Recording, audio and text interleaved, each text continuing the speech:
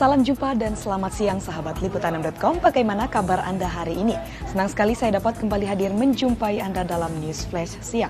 Dan informasi pertama untuk mengawali jumpa kita kali ini adalah mengenai 13 instansi yang dinyatakan bebas korupsi.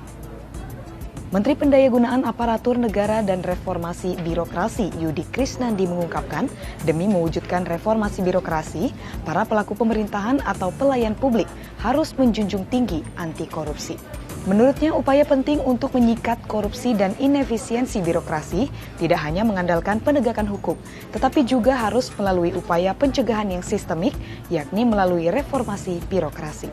Untuk itu, Kementerian Pan-RB saat ini tengah memacu pembangunan zona integritas menuju wilayah bebas dari korupsi dan wilayah birokrasi bersih melayani sebagai bentuk konkret dari reformasi birokrasi. Dari data Kementerian Pan-RB ada 13 unit kerja yang dinyatakan bebas korupsi. Yang pertama adalah RSUD Dr. Karyadi Semarang, selanjutnya Pusat Pendidikan dan Pelatihan BPKRI, BPKRI Perwakilan Jawa Timur, Perwakilan Banten, dan Perwakilan Kalimantan Selatan. Selanjutnya Kantor Pusat Perbendaharaan Negara Almapura, Pusat Konservasi Tumbuhan Kebun Raya Bogor, Balai Besar Inseminasi Buatan Singosari, Balai Karantina Pertanian Kelas 2 Yogyakarta. Menyusul ada Pelabuhan Perikanan Nusantara Pemangkat, RSUD Tugurejo, RSUD Palembang Bari, dan yang terakhir adalah Lapas Wanita Kelas 2A Bulu.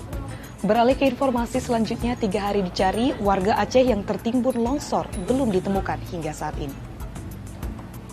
Tim Satgas SAR dan ratusan relawan terus melakukan pencarian terhadap Maskur, korban longsor di Gunung Janjak Uret, Kecamatan Labuhan Haji Tengah, Kabupaten Aceh Selatan, yang hingga kini belum ditemukan.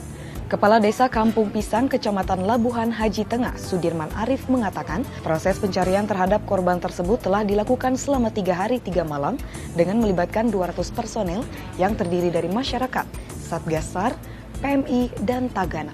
Ia mengatakan upaya pencarian korban yang tertimbun tanah longsor mengalami kendala dan hambatan oleh tumpukan tanah setinggi 3 meter yang menyulitkan proses penggalian yang dilakukan secara manual. Menurutnya tanah longsor itu terjadi saat kawasan itu dilanda hujan lebat yang disertai banjir pada hari Jumat sore, tepatnya tanggal 11 Desember lalu. Beberapa saat pasca tanah longsor, rekan korban yang sama-sama sedang mencari durian mencoba mendekat ke lokasi untuk mencari korban, namun tidak dapat ditemukan. Terima kasih Anda masih bersama kami dalam News Flash. Dan sahabat Liputan6.com, informasi terakhir adalah mengenai 7 gangguan kesehatan yang mengintai anak obesitas. Keingintahuan setiap anak pada banyak hal saat masa pertumbuhannya berada di tingkat yang cukup tinggi, apalagi keingintahuan terhadap rasa makanan. Sebagai orang tua tentunya Anda bertanggung jawab mengawasi setiap asupan gizi yang masuk ke dalam tubuh si kecil. Jika tidak, maka timbul beberapa risiko yang dapat mengintai kesehatan sang anak. Dan inilah beberapa kondisi yang mungkin akan menyerang tubuh anak Anda jika mengalami obesitas atau kelebihan berat badan. Asma, diabetes, penyakit jantung, tekanan darah tinggi, penyakit hati atau liver. Selanjutnya bagi anak Anda yang perempuan dapat mengganggu masalah menstruasi, dan yang terakhir dapat menyebabkan kesulitan tidur. Informasi tadi sekaligus menjadi penutup jumpa kita dalam News Flash siang kali ini. Jangan kemana-mana, tetap pantau website kami di www.liputan6.com karena kami akan kembali untuk mengupdate informasi terkini hanya untuk Anda. Selain itu, Anda bisa membuka Facebook page kami di Liputan6 Online, Instagram di @liputan6, dan Twitter kami di @liputan6.com.